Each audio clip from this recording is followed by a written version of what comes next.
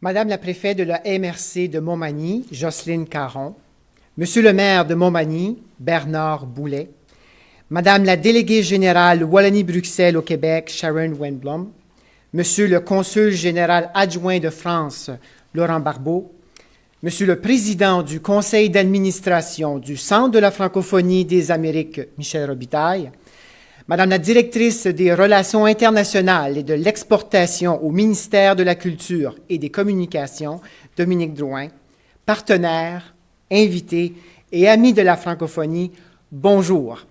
Je me présente, Sylvain Lavoie, président-directeur général du Centre de la francophonie des Amériques, votre maître de cérémonie aujourd'hui. C'est avec enthousiasme que je me joins à vous pour prendre part à cet événement qui réunit plusieurs partenaires de la francophonie, dont la délégation générale Wallonie-Bruxelles au Québec, qui est l'initiatrice en partenariat avec le consul général de France à Québec, le gouvernement du Québec, le Centre de la francophonie des Amériques, la Ville de Québec et la Bibliothèque et Archives nationales du Québec. Les liens qui unissent tous ces partenaires aujourd'hui permettent de lancer ce projet ici, en Chaudière-Appalaches, au Québec, et de le rendre accessible partout à travers la francophonie. Un merci tout particulièrement pour l'accueil dans votre belle région à la MRC de Montmagny et à la municipalité de Montmagny. Bienvenue à vous tous et toutes, en présence ou en ligne. Nous sommes très heureux de vous savoir présents avec nous pour célébrer la réalisation de cette initiative. Plusieurs personnes prendront la parole aujourd'hui et j'invite d'abord Mme Jocelyne Caron, préfète de la MRC de Montmagny, à prendre la parole.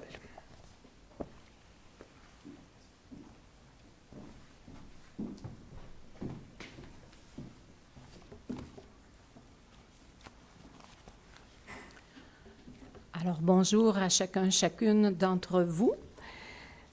Madame Sharon Wenblom, déléguée générale de la Wallonie-Bruxelles au Québec, Monsieur Laurent Barbeau, consul général adjoint du consul général de France à Québec, Madame Dominique Drouin, directrice des relations internationales et de l'exportation du ministère de la Culture du gouvernement du Québec, Monsieur Michel Robitaille, président du conseil d'administration, ainsi que Monsieur Sylvain Lavoie, président-directeur général du Centre de la francophonie des Amériques, Monsieur Bernard Boulet, maire de la ville de Montmagny, Monsieur Jocelyn Landry, directeur de la bibliothèque de Montmagny, distingués invités, chers collègues et membres de la presse.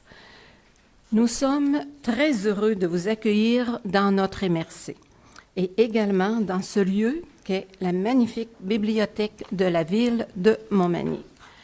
Quelques mois avant la pandémie, nous avons eu l'opportunité de rencontrer des représentants du Centre de la francophonie des Amériques, de mieux découvrir les objectifs que poursuit cette organisation, ainsi que son rôle à faire rayonner la francophonie au Canada et aussi hors Québec.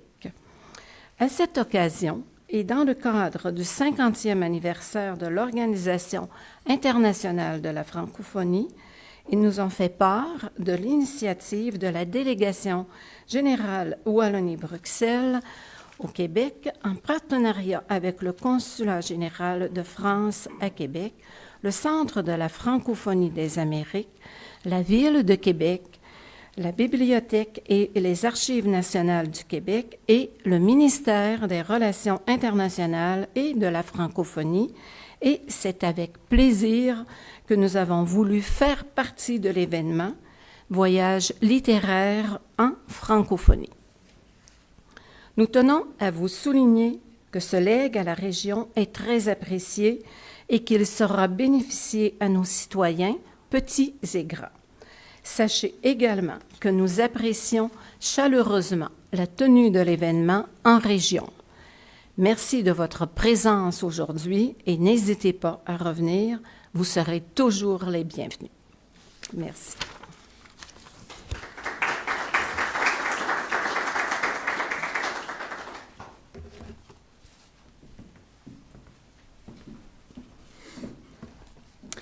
Merci, Madame Caron.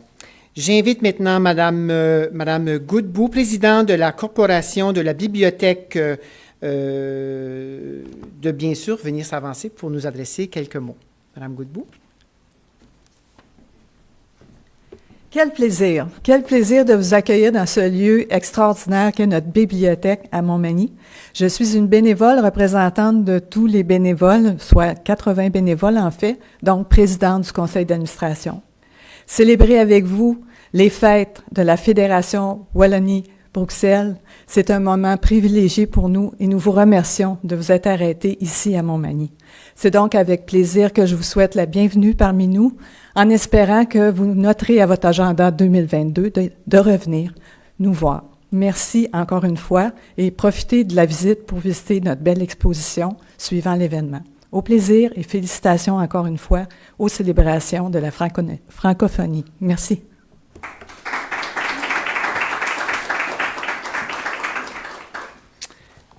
Merci beaucoup. J'invite maintenant Madame Sharon Winblum, déléguée générale Wallonie-Bruxelles au Québec, initiatrice du projet, à prendre la parole.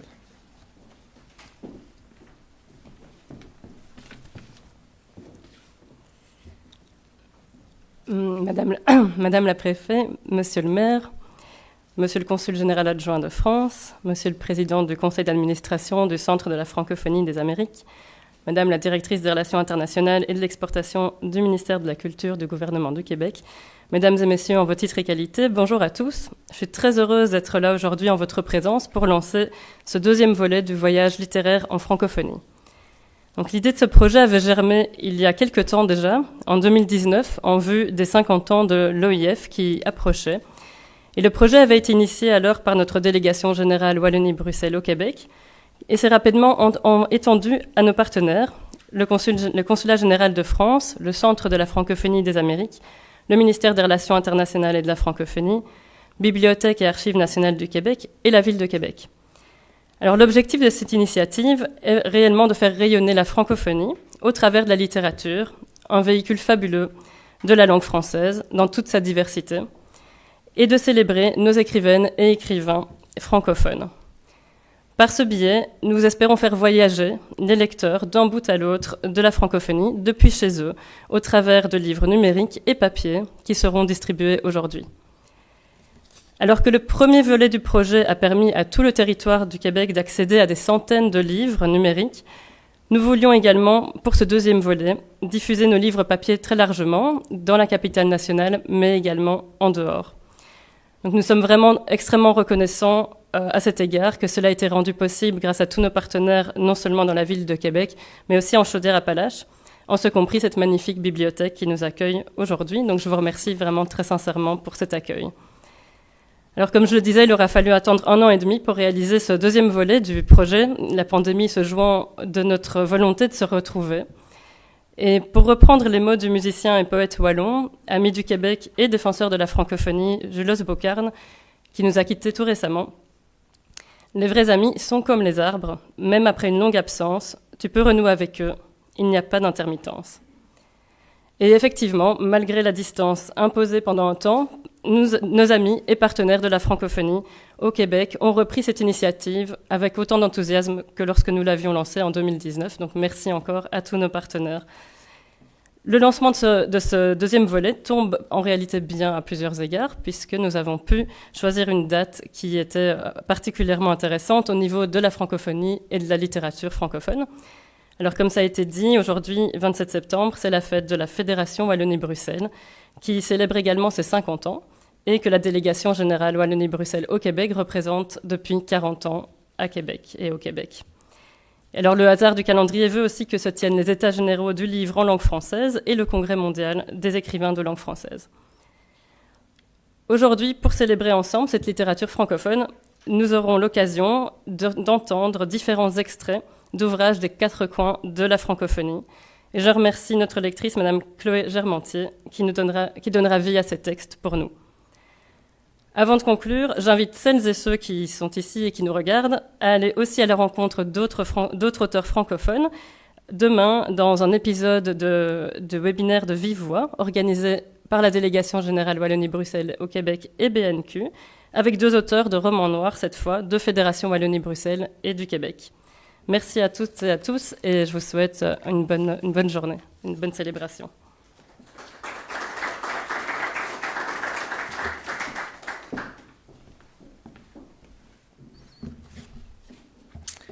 Merci beaucoup. J'invite maintenant M. Michel Robitaille, président du conseil d'administration du Centre de la francophonie des Amériques, à prendre la parole. Merci beaucoup, Sylvain. Distingués invités, je suis très heureux d'être à Montmagny aujourd'hui pour cette double célébration, à la fois, comme l'a dit la déléguée générale Wallonie-Bruxelles, la fête Wallonie-Bruxelles du 27 septembre, mais également le 50e anniversaire de l'OIF, qui est en réalité l'an dernier, mais comme on vous l'a dit, cette manifestation, cette rencontre devait se tenir l'an dernier, pour les raisons que vous connaissez, c'est 1 an plus tard qu'on se retrouve dans cette magnifique ville, une ville de culture. Moi, je connais Montmagny, naturellement, pour sa beauté, mais aussi pour le carrefour mondial de l'accordéon. Vous avez une réputation mondiale, Monsieur le maire, Madame le préfet. Et c'est toujours vraiment quelque chose de particulier de venir ici, sur le bord du fleuve. Et les fêtes de Wallonie, le 27 septembre, sont toujours des fêtes qui mettent de l'avant la culture. Alors, de fêter aujourd'hui à Montmagny et de célébrer la littérature dans une bibliothèque absolument extraordinaire. J'étais épaté de voir comment vous avez fait ce mariage du patrimoine avec le moderne. Quand on est dans votre bibliothèque, on voit les arbres, on voit le magnifique parc du souvenir. Alors, on ne pouvait pas trouver meilleur endroit pour cette célébration. Donc, la littérature est vitale dans nos vies et dans celle des enfants. Elle permet de stimuler la pensée créative, de s'ouvrir à différents courants de pensée et d'explorer d'autres mondes. Les 500 livres qui sont offerts aujourd'hui aux bibliothèques et organismes de Montmagny et de Chaudière-Appalaches, ainsi que sur le territoire de la Ville de Québec, contribueront à une ouverture concrète sur le monde et sur la francophonie. Je tiens à remercier tous les partenaires qui sont ici aujourd'hui parce que, bien sûr, il y a ceux et celles qui ont pensé à l'événement, mais ces livres-là, ils devaient se retrouver à quelque part. Donc, tous les représentants de bibliothèques et d'organismes qui vont accueillir ces livres, merci beaucoup d'avoir été réceptifs à cette proposition de la Fédération Wallonie-Bruxelles et de ses partenaires. Dès le début de l'aventure, le Centre de la francophonie des Amériques s'est engagé auprès de la déléguée générale Wallonie-Bruxelles et de son équipe pour la réalisation de ce projet porteur et significatif. Pour ce faire, nous avons sélectionné, et je vous invite à regarder à l'écran, 2 œuvres qui se retrouveront dans toutes les bibliothèques partenaires. Celles-ci invitent le public à découvrir une francophonie plurielle et inclusive, présente au Canada et dans les Amériques. Donc, normalement, on devrait voir à l'écran ce livre-là, mais je vous le montre. Premier livre que nous offrons, qui est un livre pour enfants, qui vient de la Louisiane, B comme Bayou, qui est un abécédaire cadien. Donc, vous connaissez nos cousins de la Louisiane, cadien et créole.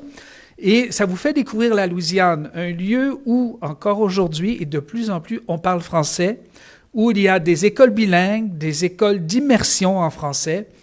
Et c'est symbolique que la France, la Fédération Wallonie-Bruxelles et le Québec soient là parce que l'enseignement du français en 1968, avant 68, l'enseignement du français dans les écoles primaires secondaires était interdit en Louisiane. En 68 a été créé le CODEFIL, le Conseil pour le développement du français en Louisiane, et ce sont des enseignants de la France, du Québec et de la Fédération Wallonie-Bruxelles qui ont répondu à l'appel et qui sont allés dans des écoles primaires et secondaires enseigner le français et naturellement beaucoup par la littérature. Et aujourd'hui, ce sont des enseignants louisianais qui sont surtout là, qui enseignent le français et bien sûr avec le créole et le cadien pour que les jeunes qui apprennent le français se sentent vraiment, se reconnaissent dans cet enseignement. Et nous avons vraiment été les précurseurs d'une francophonie engagée dans ce secteur. L'autre volume, c'est un volume d'une franco-ontarienne qui est Claire Ménard-Roussy. je ne l'ai pas ici avec moi, mais il est naturellement sur la table. Et c'est un ouvrage qui s'appelle « Raoul, tu me caches quelque chose », qui est plutôt pour la littérature adulte. De plus, le Centre est très heureux d'avoir réalisé, on le voit là, c'est vrai qu'on le voit, le concept visuel de voyage littéraire en francophonie qui vise à célébrer la création littéraire en français.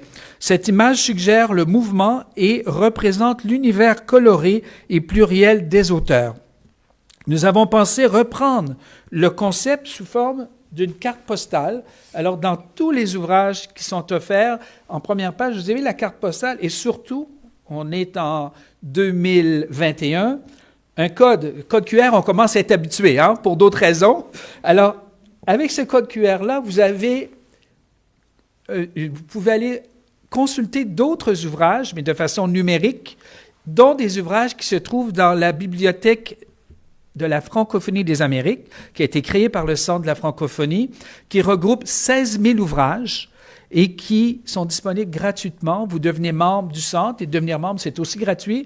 Et vous avez là des ouvrages qui ont comme particularité, ce ne sont que des ouvrages écrits par des auteurs et des autrices de la francophonie des Amériques, qui proviennent de 200 maisons d'édition. Donc, merci, Madame la déléguée générale, de nous avoir donné l'opportunité d'être partenaire dans cette magnifique aventure. Et merci à vous de nous accueillir à Montmagny. Et je vous souhaite une belle célébration de cette littérature francophone. Merci.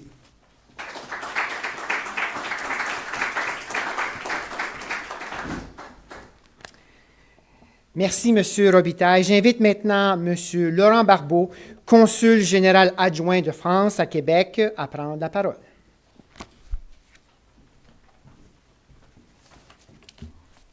Commencez par ça.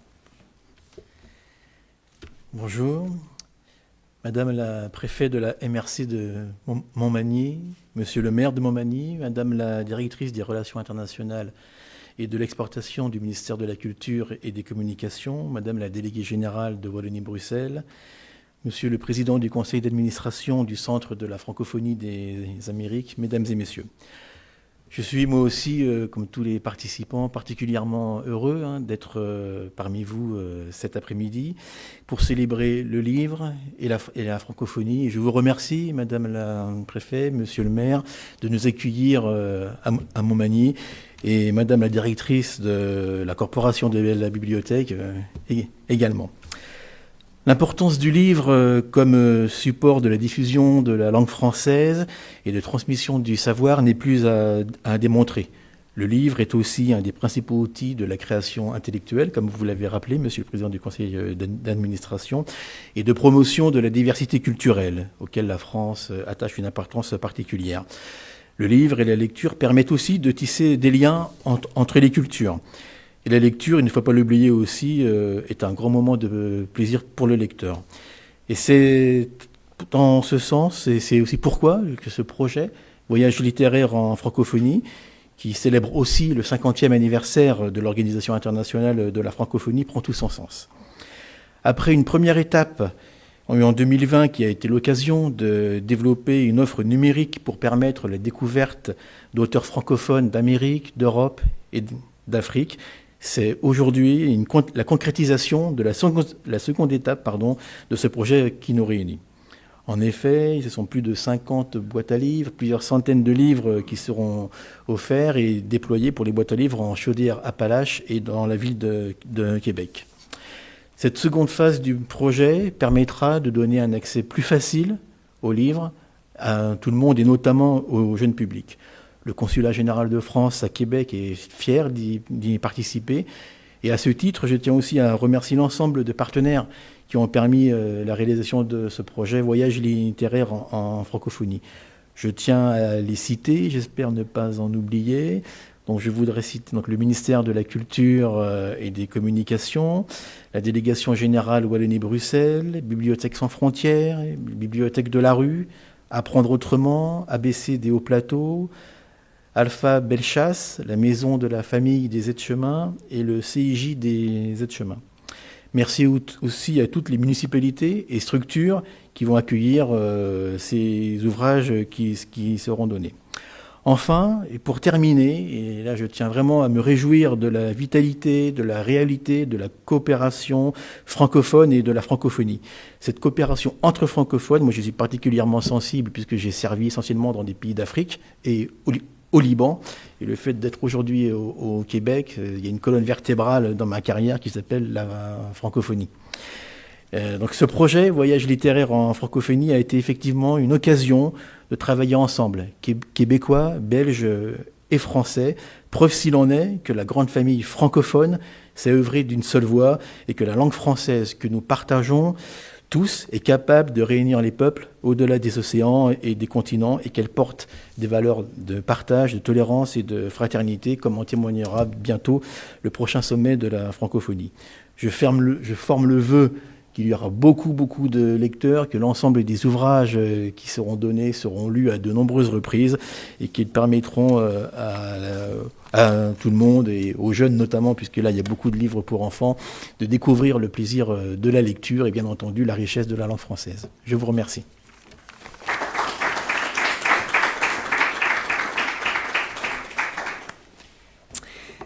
Merci, M. Barbeau. Et enfin, j'invite Mme Dominique Drouin, directrice des Relations internationales et de l'exportation au ministère de la Culture et des Communications, à prendre la parole.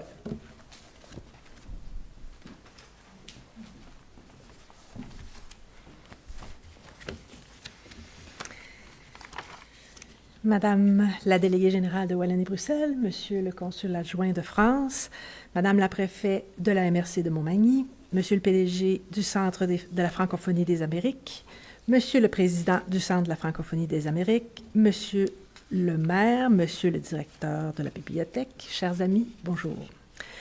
Mes premiers mots sont pour vous souhaiter la bienvenue au nom de la ministre de la Culture et des Communications du Québec. Madame la ministre me fait l'honneur de la représenter pour cette belle rencontre à l'enseigne de la francophonie et de la littérature. J'en suis d'autant plus heureuse que cela me permet de côtoyer des partenaires amoureux de la langue française et de la littérature. La francophonie me tient particulièrement à cœur. Mon poste de directrice des relations internationales et de l'exportation au ministère me permet, en compagnie de mon équipe, de suivre pas à pas les escales de cet équipage, arborant les couleurs de cette langue française dont nous savons bien, entre nous, qu'elle est la plus belle du monde. Et grâce à un retour à une certaine normalité, nous reprenons les activités entourant le 50e anniversaire de l'Organisation internationale de la francophonie, malgré un léger délai pandémique.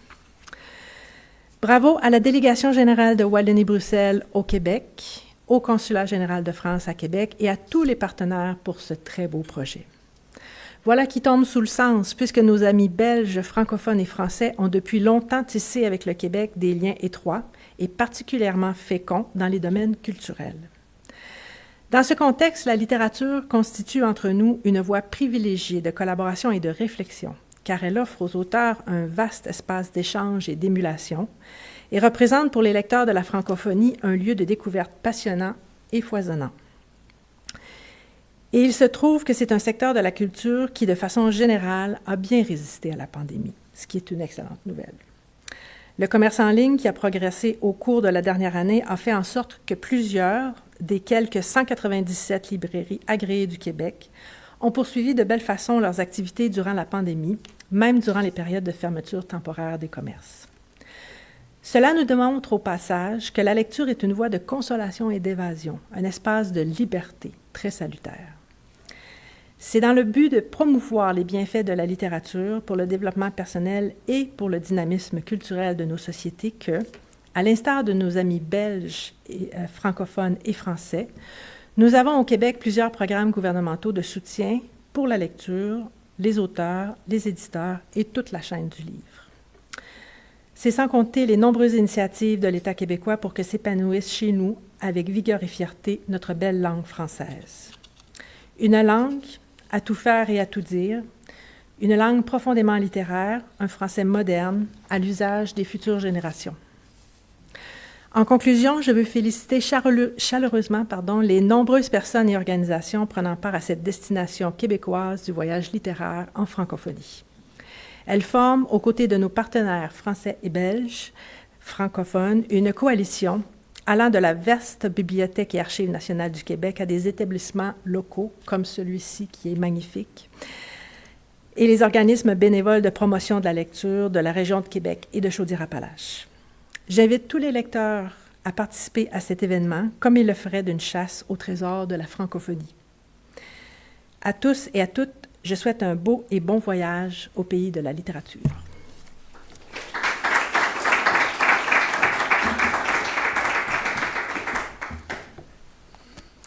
Merci, Madame Drouin.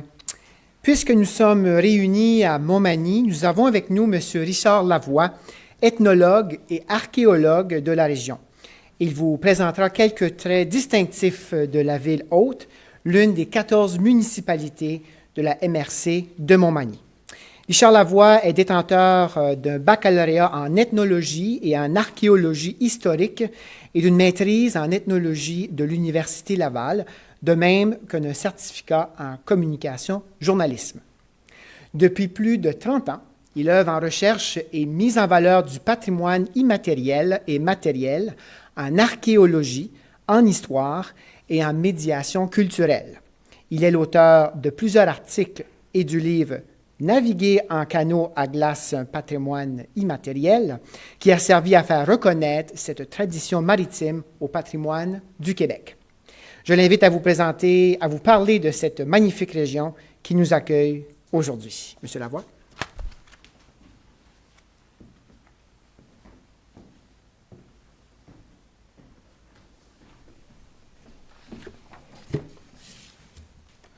Alors bonjour à toutes et à tous, et merci de m'inviter à vous présenter cette ville que j'aime tant, où je suis né, et aussi, bien entendu, faire un survol de l'histoire et des caractéristiques de la région, ici, et de la MRC de Montmagny. Alors, sans plus tarder, puisqu'on n'a quand même pas 1 heure devant nous, et nous pourrions en parler d'eux, hein, n'est-ce pas, Bernard? De notre belle ville et de notre belle région. Mais je vais y aller avec la présentation de Montmagny entre fleuve et montagne. Alors, c'est vrai, c'est moi qui fais fonctionner. Alors, voyez, ben voilà. Alors, vous voyez comme ça peut être beau chez nous, ce n'est qu'une image entre d'autres qu'on aurait pu vous présenter. Et puis, ben, ça vous invitera peut-être, ça vous inspirera pour venir faire un tour chez nous. Alors, allons-y. Nous habitons ici une contrée qui a été foulée par les Amérindiens, par les Autochtones, depuis au moins 5000 ans. Les fouilles archéologiques récentes à Montmagny nous ont amenés à découvrir des artefacts qui, justement, remontent à un peu plus de 5000 ans. C'est un exemple de des artefacts que nous avons retrouvés. Ceci est une pointe de projectile ou un couteau qui servait, bien entendu, soit à dépecer le gibier ou quoi que ce soit d'autre, ou à la chasse. Alors ici, vous savez que cette année, nous fêtons le 375e anniversaire de la seigneurie de la Rivière-du-Sud qui englobe l'actuelle ville de Montmagny, Saint-Pierre de la Rivière-du-Sud et les îles aux Grues et aux Oies. Alors, c'est avec grande fierté que nous fêtons cet événement. Et puis, bien entendu, il y aura quand même des événements qui seront remis à l'an prochain, étant donné les circonstances dans lesquelles nous fêtons cette année. Donc, ce que vous voyez à l'écran, et il y a un petit trait rouge qui entoure l'immense seigneurie qui a débuté, comme je vous le disais tout à l'heure, la fondation a débuté il y a 375 ans, et cette seigneurie a été octroyée le 5 mai 1646 à Charles Huot de Montmagny, d'où le nom de notre ville, qui était le successeur de Champlain et le premier gouverneur de la Nouvelle-France. Alors, cette seigneurie s'enfonce au sud de notre secteur jusqu'aux confins des montagnes, des Appalaches, et comme vous pouvez le voir, c'était un immense domaine. Donc, cette seigneurie se rendait jusqu'à l'actuelle seigneurie de Vincelotte, qui est l'actuelle municipalité de Cap-Saint-Ignace. Madame la préfète, voilà, c'était chez vous, jusqu'à la limite de la seigneurie de Vincelotte. Et bien que Charles-Léon de Montmagny ait envoyé des censitaires dès 1645 pour développer les Lausois, il n'a pas développé la seigneurie puisqu'il a dû repartir en 1648, rappelé en France pour exercer d'autres fonctions.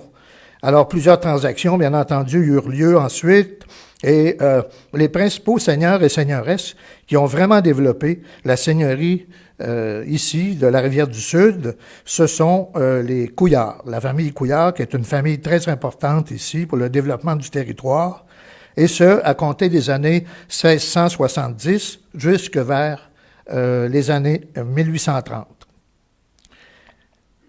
La population de Saint-Thomas de Pointe-à-la-Caille, qui deviendra plus tard la ville de Montmagny, était une paroisse très prospère. Toutefois, la presque totalité du village, comme plusieurs autres en Côte-du-Sud, situés entre Kamouraska et Montmagny, ont été incendiés par les Anglais lors de la guerre de la Conquête, au début de septembre 1759.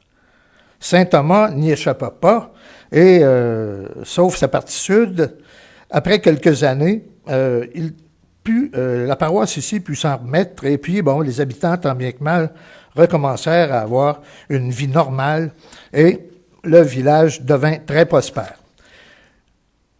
Le cœur du village fondateur était au bord du fleuve et a dû être abandonné en 1771 parce que nous avions un énorme problème d'érosion des berges, ce qui est encore le cas malheureusement. Et les habitants déménagèrent alors plus au sud, près du nouveau chemin du roi qui avait été tracé justement à cause de ce problème d'érosion. Alors, le nouveau centre institutionnel villageois se trouve alors ici, exactement où nous sommes, à l'endroit où nous fêtons cette francophonie aujourd'hui, cette belle langue française que j'aime tant aussi. Et le presbytère dans lequel nous sommes présentement était un des bâtiments qui a succédé au premier presbytère de 1771. Alors, en 1883, je vais vous montrer une carte de la MRC. Oups. Bon, il semble qu'on n'a pas de carte de la MRC. Alors, le village de Saint-Thomas de Pointe-à-la-Caille devint une municipalité de village en l'honneur de Charles-Léon de Montmagny, comme je vous ai dit. Puis, en 1966, Montmagny acquit un statut de ville. Aujourd'hui, la ville compte une population d'un peu moins de 12 000 habitants. Elle est la ville-centre de la municipalité régionale de comté de Montmagny, qui compte, comme on le disait tout à l'heure, 14 municipalités et elle en est la plus peuplée. Du côté de l'économie, depuis les débuts de la colonie, les habitants de Saint-Thomas ont vécu au rythme de l'agriculture, un peu comme tout le monde en Nouvelle-France. Et à partir de 1830, la paroisse est devenue une concentration de services et de commerce, et des marchands vendent et expédient par bateau les surplus des productions de l'agriculture, entre autres, et autres marchandises, sur les marchés de Québec et même jusqu'à Montréal.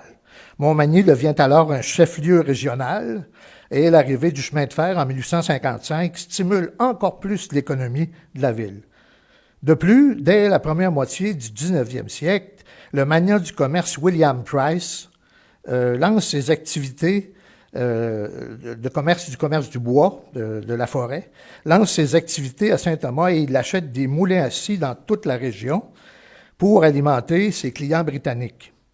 La compagnie Price participe grandement à l'activité économique et à l'électrification de Montmagny.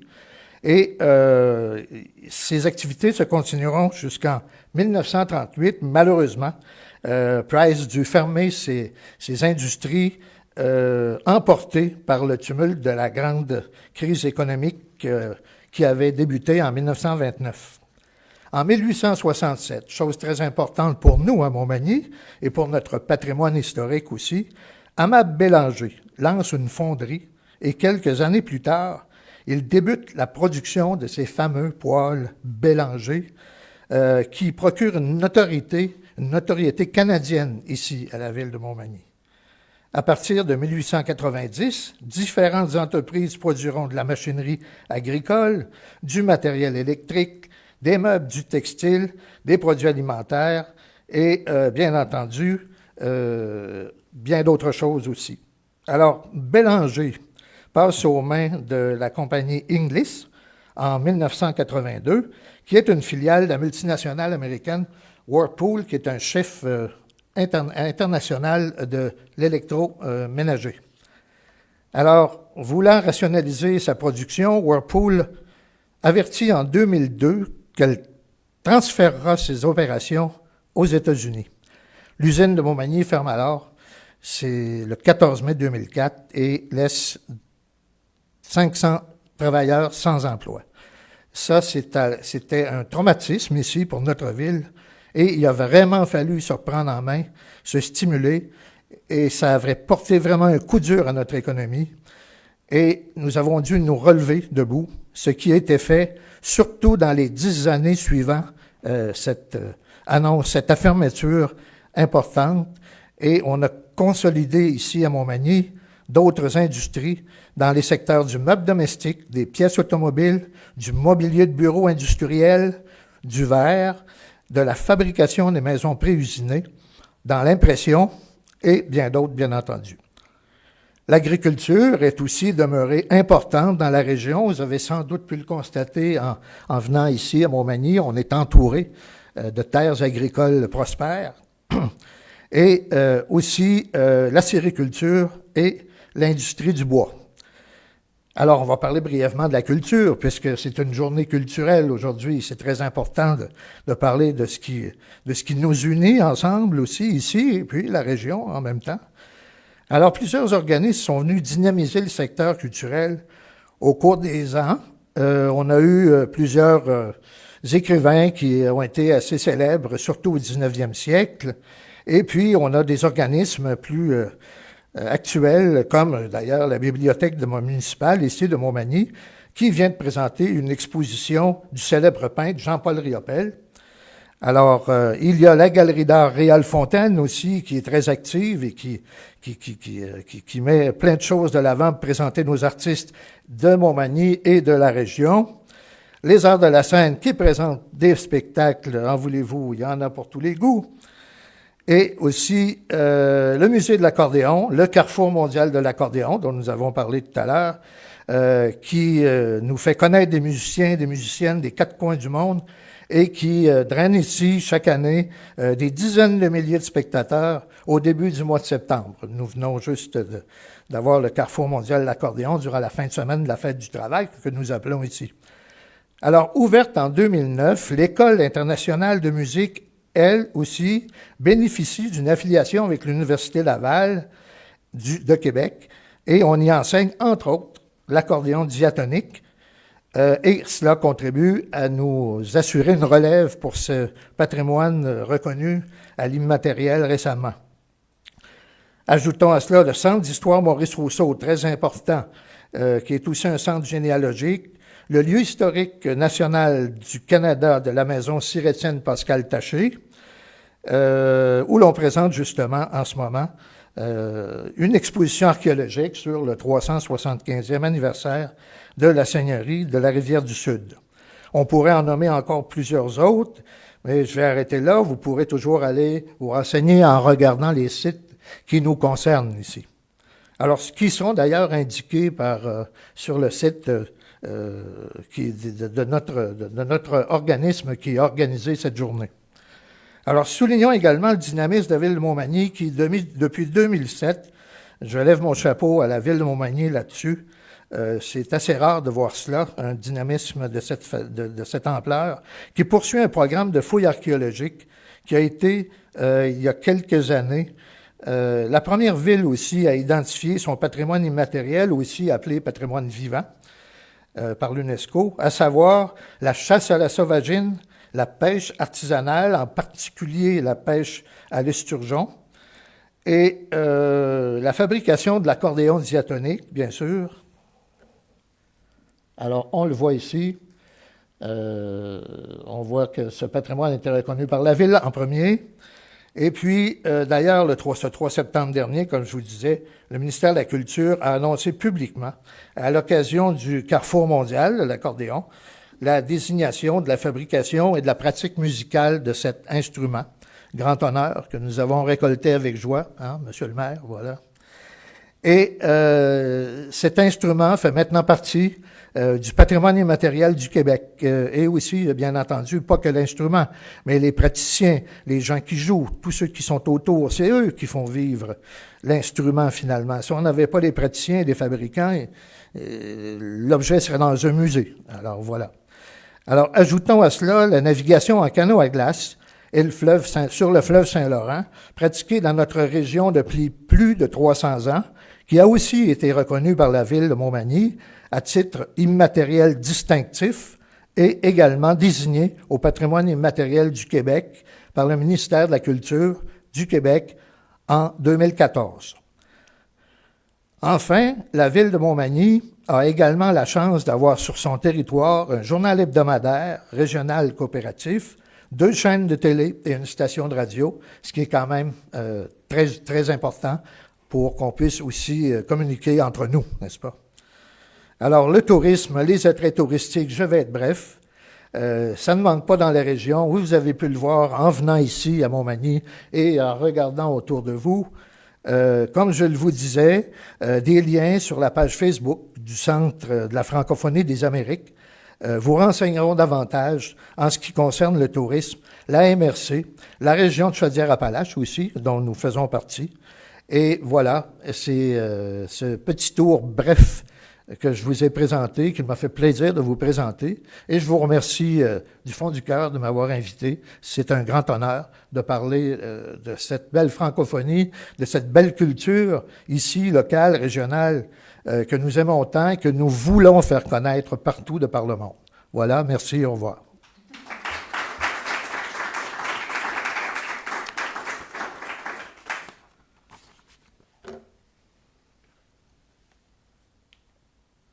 C'est le canot à glace.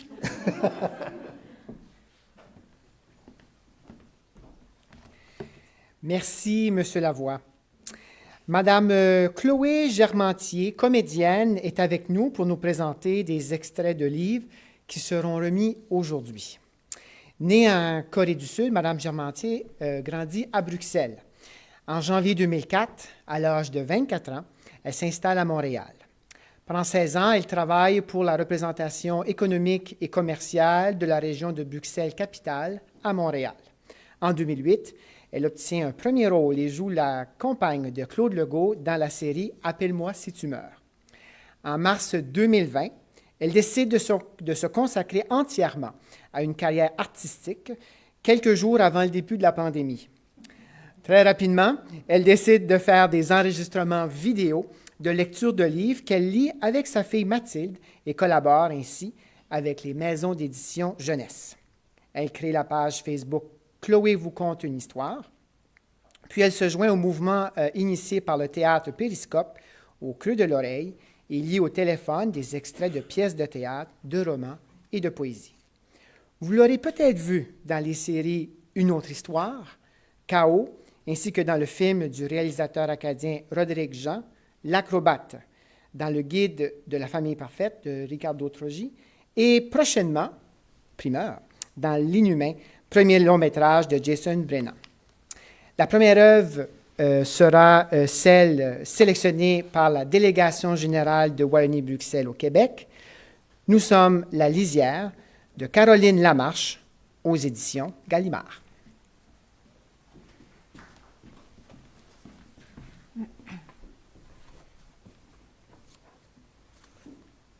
Nous sommes à la lisière.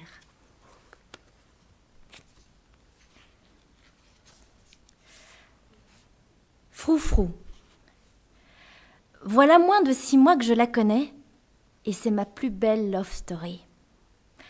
Parfois je la crois morte, mais ça ne correspond pas à son tempérament.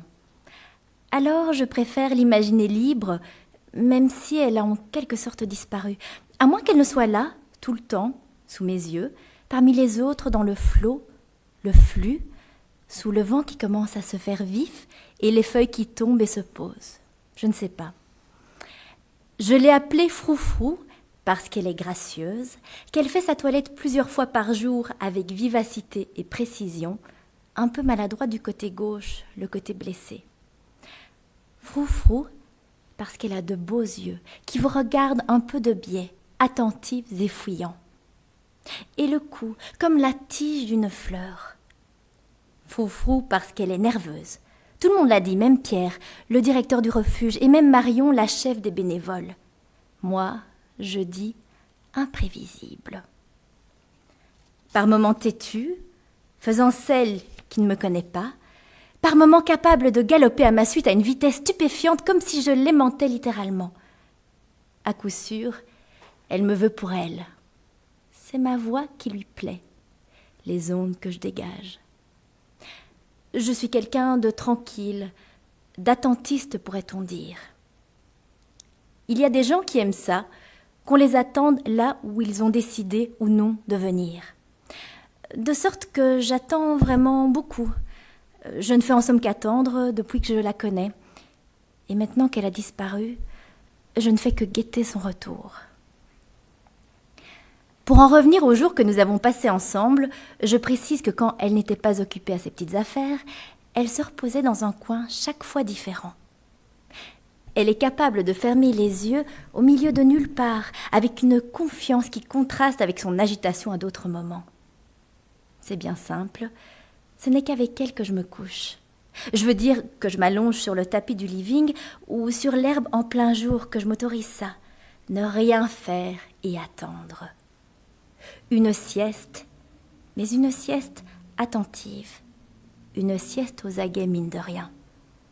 Alors elle vient, à petits pas prudents, et puis soudain c'est la frénésie. Elle est dans mes cheveux, mes oreilles, mes yeux que je dois fermer étroitement, les coups pleuvent, c'est l'amour fou, alors je n'y connais rien.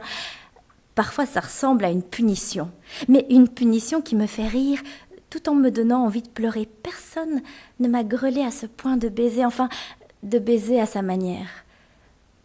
On dirait qu'elle voudrait par là exprimer une double pensée. Je veux te quitter, mais je n'y parviens pas. C'est quelqu'un de complexe. Elle a parfois des idées bizarres, des idées de jeune personne sauvage qui cherche sa voie entre son monde et le nôtre. Et ça, c'est tout un travail de discernement. Et c'est elle qui doit le faire, le décider jour après jour, parce que nous, c'est volontiers qu'on la garderait à venir nous taquiner les cheveux, les chevilles et le creux des genoux.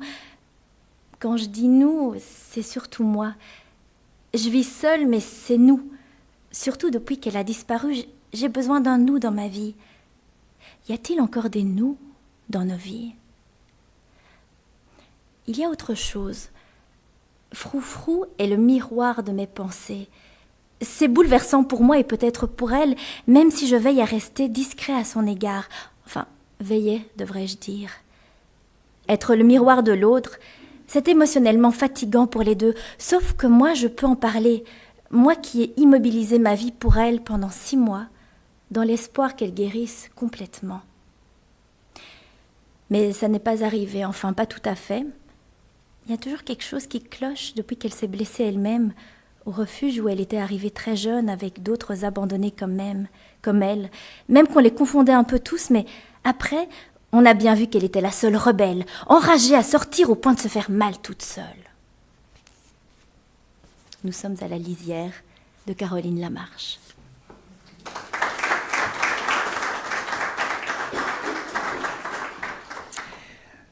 Le prochain extrait tiré de l'œuvre sélectionnée par le Centre de la francophonie des Amériques, B pour Bayou, un abécédaire acadien de Richard Guidry et Régent Roy, aux éditions Bouton d'Or d'Acadie.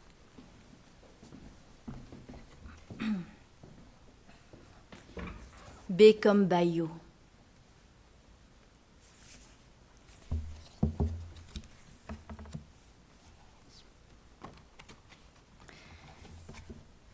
B comme Bayou et Boscoyo.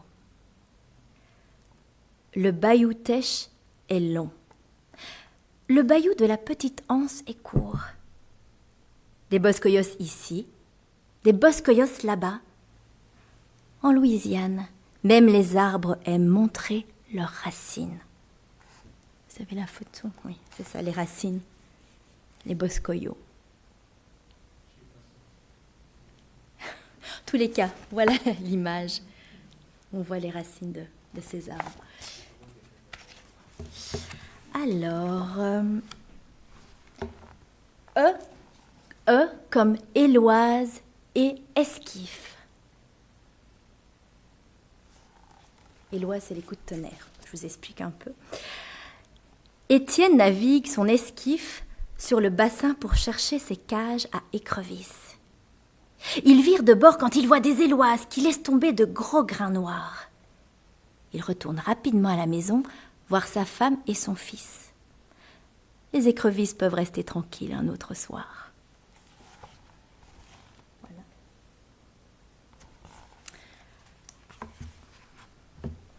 G comme Galance, Gorgoyo et Greg. Le petit Gorgoyo va se bercer sur la Galance, dessus la galerie, mais que son père Gaston finit son gombo et sa grecque de café.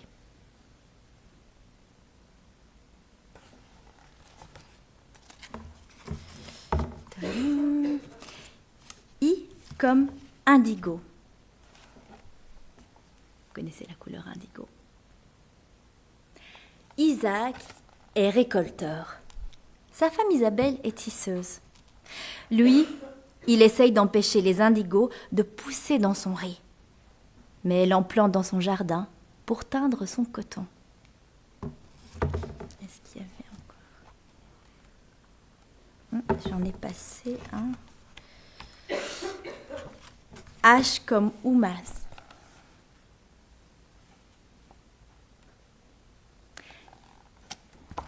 Les Oumas sont une nation unie et leur âme est faite de poésie. Cuisiniers d'écrevisses très bonnes, les Oumas sont le plus grand groupe d'autochtones francophones aux États-Unis. Comme un déco, c'est... Il me semblait qu'il y en avait encore un. Ah oui, M. M comme mamou et moiselle. Nous, on connaît les demoiselles, mais les moiselles. On dit que les moiselles mangent les maringouins. Moi, je n'en sais rien. Mais j'aime les regarder danser dans le vent et les mamous au joli mois de mai. C'était B comme Bayou.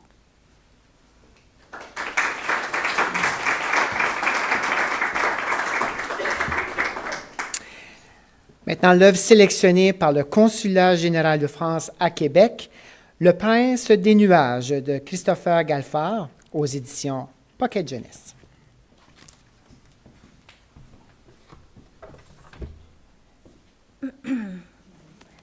Le Prince des nuages.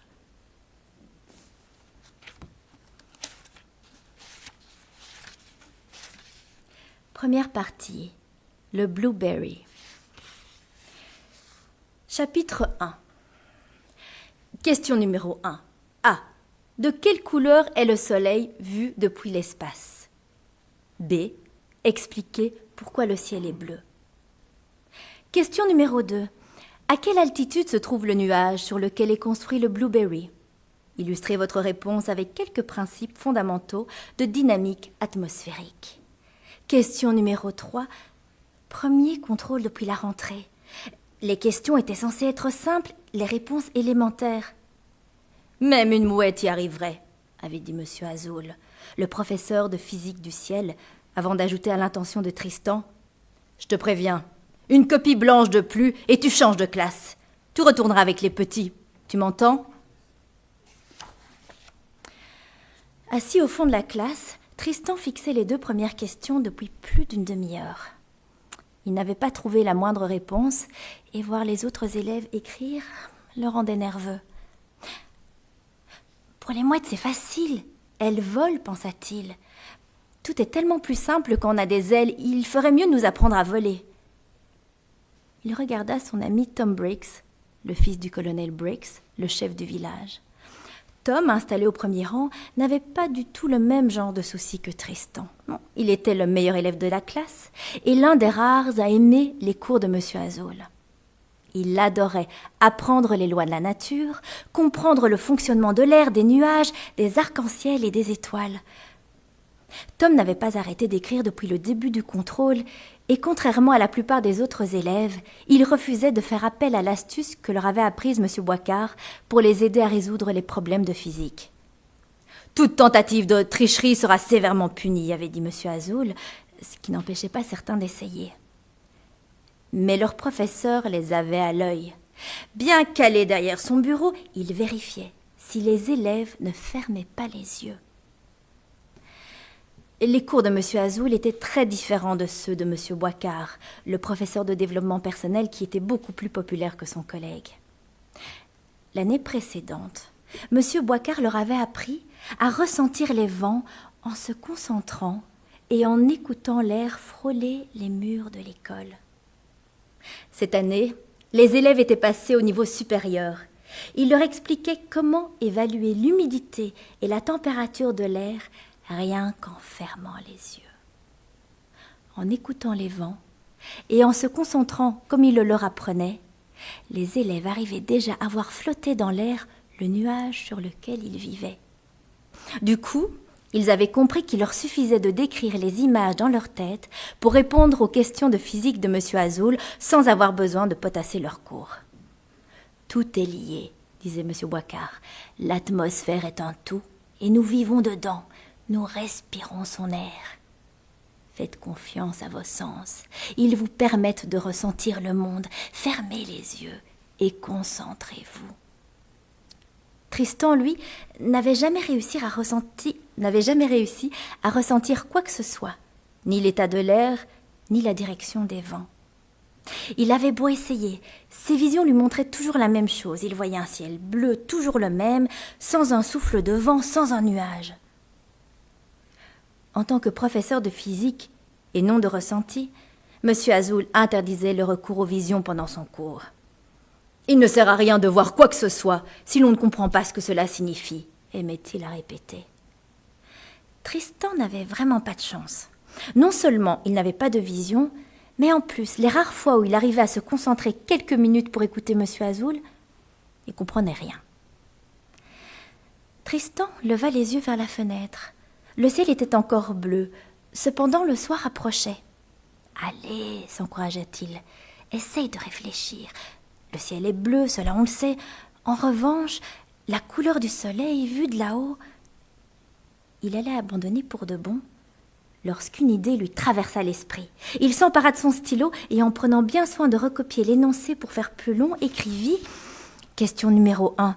De quelle couleur est le soleil vu depuis l'espace ? B. Expliquez pourquoi le ciel est bleu. Réponse A. Vu de l'espace, le soleil est bleu. Réponse B. Le ciel est bleu parce que le soleil est bleu. » Trop facile.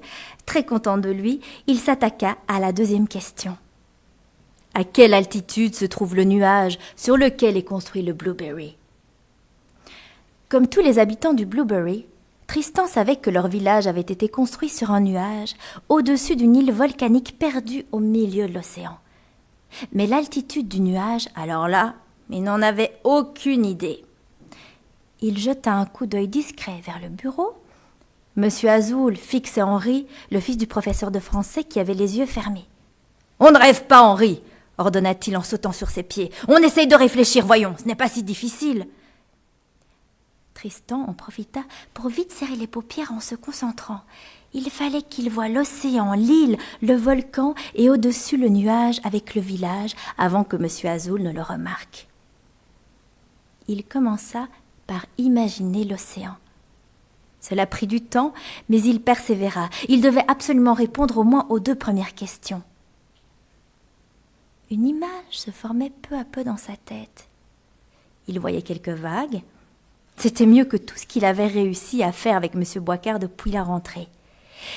Il essaya de ressentir le vent, et son cœur se mit soudain à accélérer. Il y arrivait! Il y avait du vent dans sa vision, et même une île avec une montagne au centre, et son sommet était plat. C'était sûrement le volcan qui se trouvait sous le Blueberry.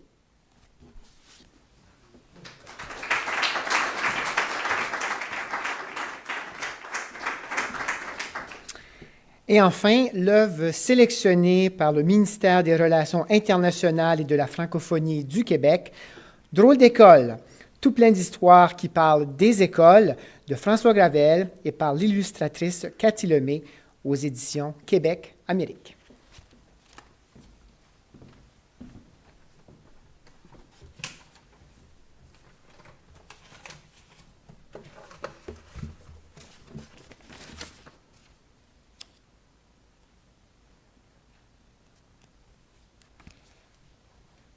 Drôle d'école. Un avion scolaire.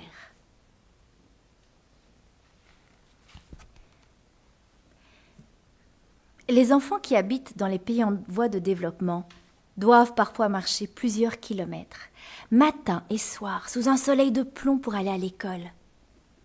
Quand ils arrivent en classe, ils sont déjà fatigués. Au Canada et aux États-Unis, c'est souvent moins épuisant, car les écoles sont moins éloignées, le soleil moins brûlant, et beaucoup d'enfants bénéficient du transport en autobus scolaire. Ceux-ci sont toujours peints en jaune pour qu'on les voie de loin. Comme la plupart des enfants nord-américains, les écoliers de l'île aux Grues, près de Québec, voyagent eux aussi dans un autobus jaune, mais cet autobus les conduit chaque matin à l'aéroport. L'île qu'ils habitent est en effet située au milieu du fleuve Saint-Laurent, et celui-ci gèle pendant l'hiver. Un traversier dessert cette île quand le fleuve est libéré des glaces, mais son service, qui dépend des marées, est très irrégulier. Pour se rendre à l'école, les enfants doivent donc monter chaque matin dans un avion qui les mène à Montmagny, où les attend un autre autobus jaune qui les conduit à leur école. Le soir, ils reprennent cet autobus pour se rendre à l'aéroport de Montmagny. De là, ils sautent à nouveau dans l'avion qui les ramène dans leur île, où les attend l'autobus qui leur permet de rentrer enfin à la maison. Vous trouvez que c'est compliqué? Les enfants de l'île, eux, y sont habitués. Ce trajet ne leur prend qu'une trentaine de minutes. Il n'empêche que, lorsqu'ils commencent l'école secondaire, ils ont déjà pris l'avion plus de 1000 fois. Ah, si j'étais à leur place, j'en profiterais pour apprendre à piloter.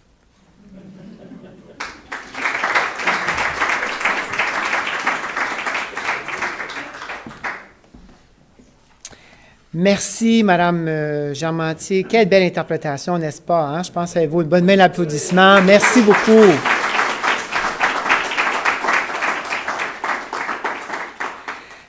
Avant de terminer, j'invite les 3 bibliothèques suivantes à la remise officielle de livres.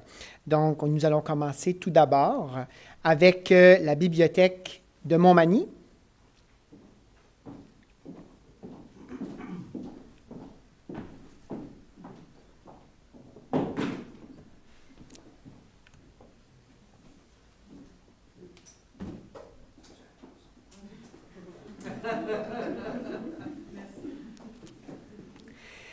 L'ABC. Oh, allez-y, oui. Prise de photo, comme il se doit, n'est-ce pas?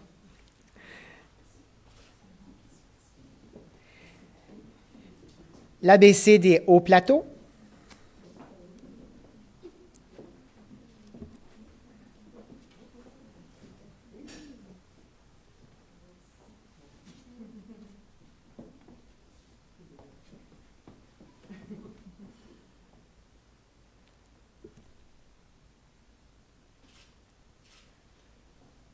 Merci beaucoup. Et la bibliothèque de l'île aux Grues.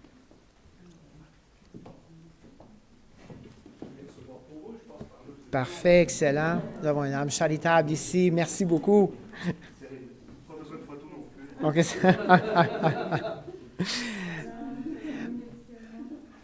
Excellent. D'autres livres sont également remis aux bibliothèques et organismes suivants.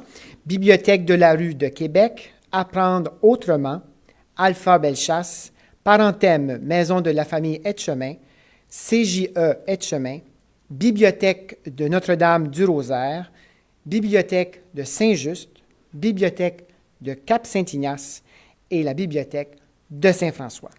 Merci à tous les partenaires engagés pour la culture et la francophonie. Voilà, c'est ainsi que se termine cette cérémonie. Merci à toutes les collaboratrices et collaborateurs qui ont travaillé à l'organisation de cette activité aujourd'hui. Merci aux partenaires et aux dignitaires sur place et je salue tous les gens qui ont assisté à cette diffusion en ligne. Merci beaucoup de votre présence aujourd'hui. Sur ce, je vous souhaite une bonne journée et à bientôt.